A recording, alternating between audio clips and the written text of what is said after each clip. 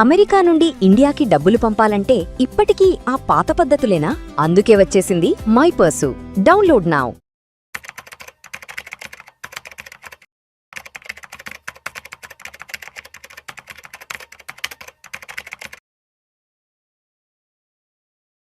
నమస్తే మాధురెడ్డి గారు. నమస్తే అండి.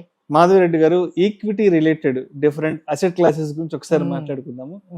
లాస్ట్ ఇయర్ ఇదే రోజుల్లో అనుకుంటా మనకి SIF వచ్చింది, స్పెషలైజ్డ్ ఇన్వెస్ట్మెంట్ ఫండ్. ఏంటి అసలు ప్రస్తుతానికి దాని మార్కెట్ ఎలా ఉంది, రిటర్న్స్ ఎలా ఉంది, అండ్ తీసుకున్న వాళ్ళ ఫీడ్బ్యాక్ ఎలా ఉంది అసలు?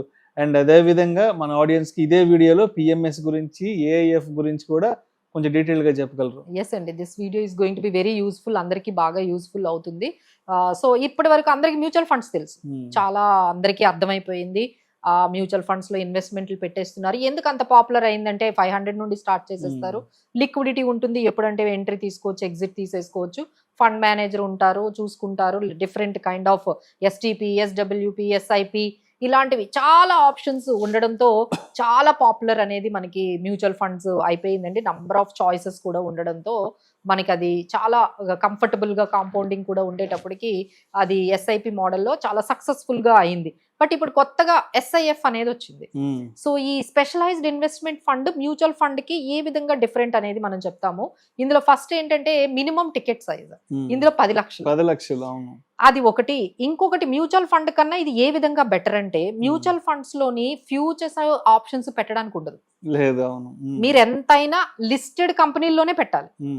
లిస్టెడ్ కంపెనీస్ అంటే స్టాక్ ఎక్స్చేంజ్ NSE కానీ BSE కానీ లిస్ట్ అయిన కంపెనీల్లో మాత్రమే ఫండ్ మేనేజర్ ఇన్వెస్ట్ చేయాల్సి ఉంటుంది. ఇలాంటివి కొన్ని, అది కూడా ఒక్కటే కంపెనీలోనే ఎక్కువ పెట్టడానికి కూడా లేదు.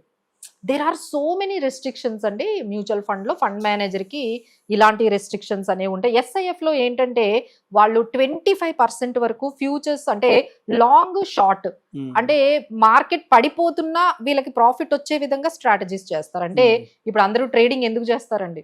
సో ట్రేడింగ్ ఏంటంటే లైక్ మార్కెట్ పడిపోతున్నా లాభాలు తెచ్చుకునే అవకాశాలు ఉంటాయి కాబట్టి ట్రేడింగ్లోకి వెళ్ళిపోతూ ఉన్నారు. సో ఇలా ట్రేడింగ్లోకి వెళ్ళి డబ్బులు ఎందుకు ఖర్చు పెట్టుకుంటారు, వేస్ట్ చేసుకుంటున్నారు? ఎందుకంటే 95% పీపుల్ ఈ ట్రేడింగ్ లో అందరూ డబ్బులు పోగొట్టుకుంటున్నారు. ఇలా కాకుండా సెబీ ఏం చేస్తుందంటే ప్రొఫెషనల్స్ పెట్టి ట్రేడింగ్ చేయిస్తుంది.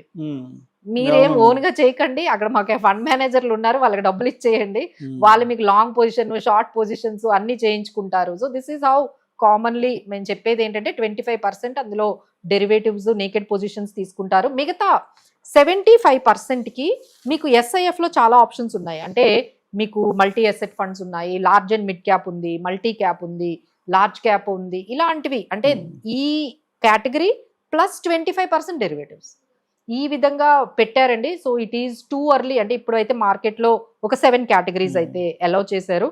Debt plus derivatives, multi cap plus derivatives, flexi cap plus derivatives, multi asset plus derivatives, ఇలా మీకు 4-5 ఆప్షన్స్ ఇచ్చారు.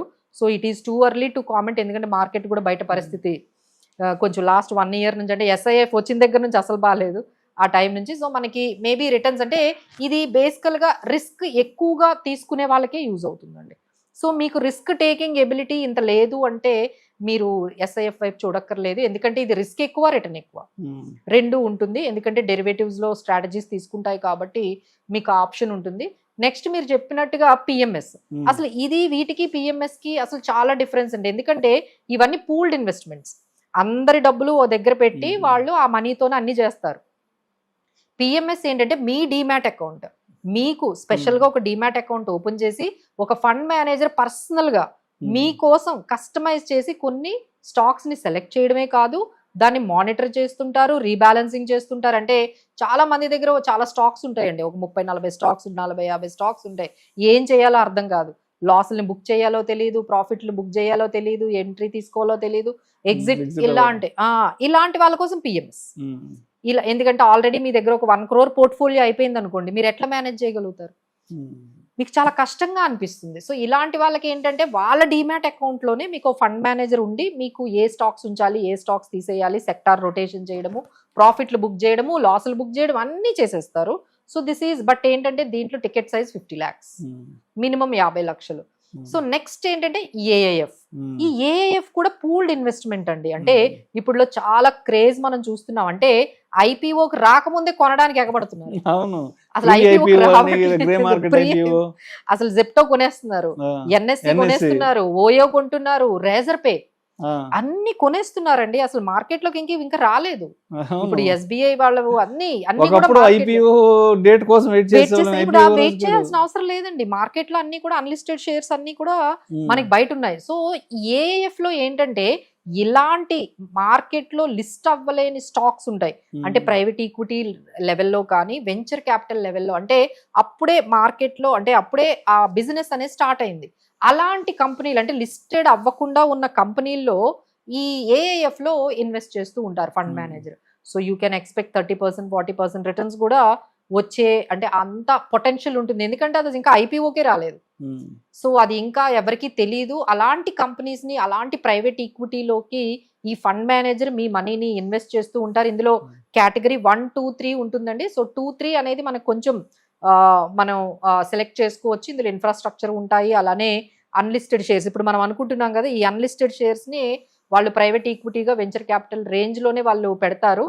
సో ఇది కూడా పూల్డ్ ఇన్వెస్ట్మెంట్ అండి. బట్ ఏంటంటే మినిమం టికెట్ సైజ్ 1 crore. అవునవును, మినిమం టికెట్ సైజ్ మీ దగ్గర కానీ 1 crore ఉన్నట్లయితే definitely you can aim for good returns అండి.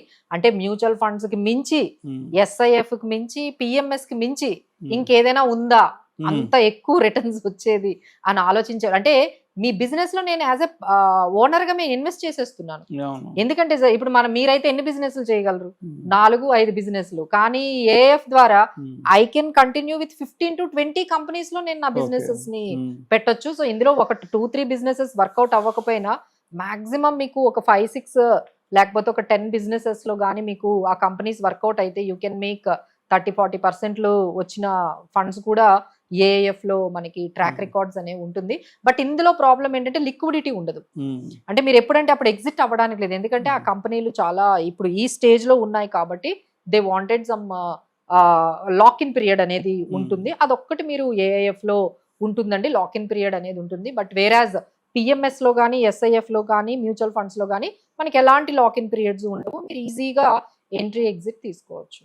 రైట్ అండి, థ్యాంక్ యూ అండి. Thank you so much Madhu Reddy గారు. సో వీటి మీద ఏమైనా ఇంకా డౌట్స్ ఏమైనా ఉన్నా మనకి కాల్ చేయొచ్చు, లేదు అంటే కన్సల్ట్ చేయొచ్చు. Thank you so much.